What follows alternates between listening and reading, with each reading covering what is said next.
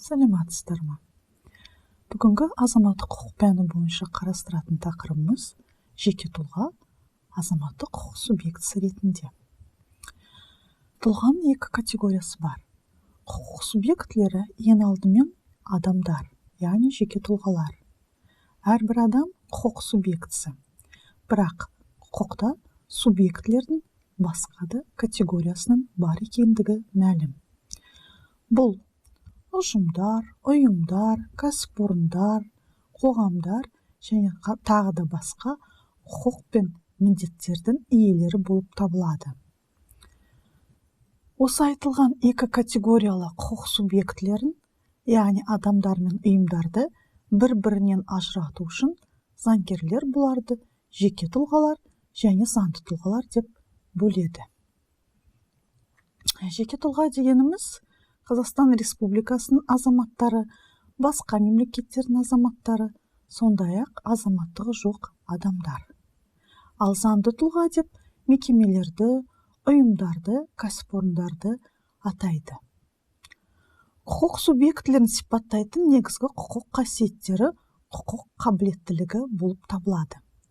Азаматтық құқық қабілеттілігі Азаматтық кодекстің 13 бабында азаматтық құқыққа ие болып, міндет атқару қабілеті барлық азаматтарға бірдей деп тұжырымдалады. Құқық қабілеттілігі адамның құқық субъектісінің өлуімен бірге қысқарылады. Яғни жеке тұлғаның құқық қабілеттілігі туған кезде пайда болады, ал қайтыс болған кезде тоқтатылады. Азаматтардың әрекет қабілеттілігі дегеніміз азаматтың өз іс-әрекеттерімен азаматтық құқықтарға ие болуға және оны жүзеге асыруға, өзі үшін азаматтық міндеттер жасап, оларды орындауға қабілеттілігі болып табылады. Азаматтардың әрекет қабілеттілігі азаматтың құқық қабілеттілігінен ерекшеленеді. Азаматтың құқық қабілеттілігі оның дүниеге келген сәтінен бұл дүниеден озғанынша бірге болады. Азаматтың әрекет қабілеттілігі үшін оның өз еркімен мүлікті иеленіп, оған билік ету, немесе өзіне міндеттеме алуға тілек білдіру қажет. Қазақстан Республикасының азаматтық кодексінің 26 бабына сәйкес азаматты әрекет қабілеттілігі жоқ деп тану. Жүйке ауруы немесе ақыл есінің кемдігі салдарынан өз іс-әрекеттерін мәнін түсіне алмайтын, немесе не істегенін білмейтін азаматты сот әрекет қабілеттілігі жоқ деп тануы мүмкін. Соған байланысты оған қорғаншылық белгіленеді. Әрекет қабілеттілігі жоқ адам сауығып кеткен, немесе денсаулығы едәуір жақсарған жағдайда сот оны әрекет қабілеттілігі бар деп таниды, бұдан кейін одан қорғаншылығы алынып тасталады. Ал Қазақстан Республикасының 27 бабында, Азаматтық кодексінің 27 бабында азаматтың әрекет қабілеттілігі шектеуі туралы айтылған.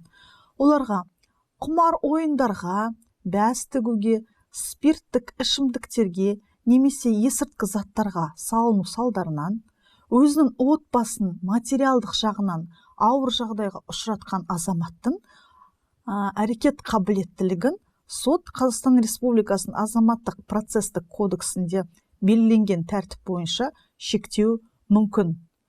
Бұл жерде қараңыздаршы, міне мысалы ішімдікке салынған дейді, нашақорлыққа салынған, немесе бәс тіксе, құмар ойындар ойынса, және де осы іс-әрекетімен отбасының материалдық жағдайын қиындатса, осы адамдарға қорғаншылық белгіленеді.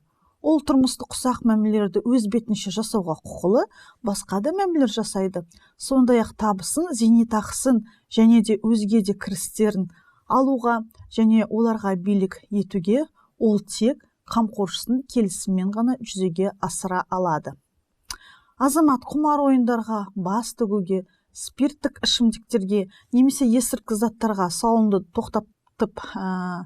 тоқтатқан жағдайда сот оның әрекет қабілеттілігіне қойылған шектеудің күшін жояды. Сот шешімінің негізінде азаматқа белгіленген қамқоршылық күші жойылады.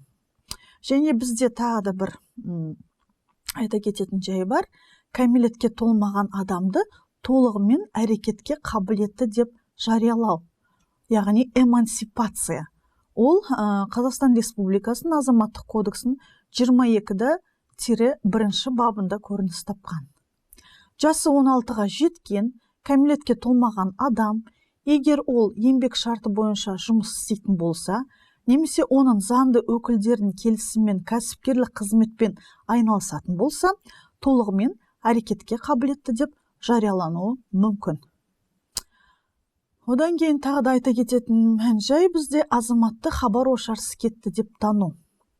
Егер азаматтың тұрғылықты жерінде ол туралы 1 жыл бойы деректер болмаса, мүдделі адамдардың арызы бойынша сот оны хабар-ошарсыз кетті деп тануы мүмкін. Азаматты өлді деп жариялау деген бар.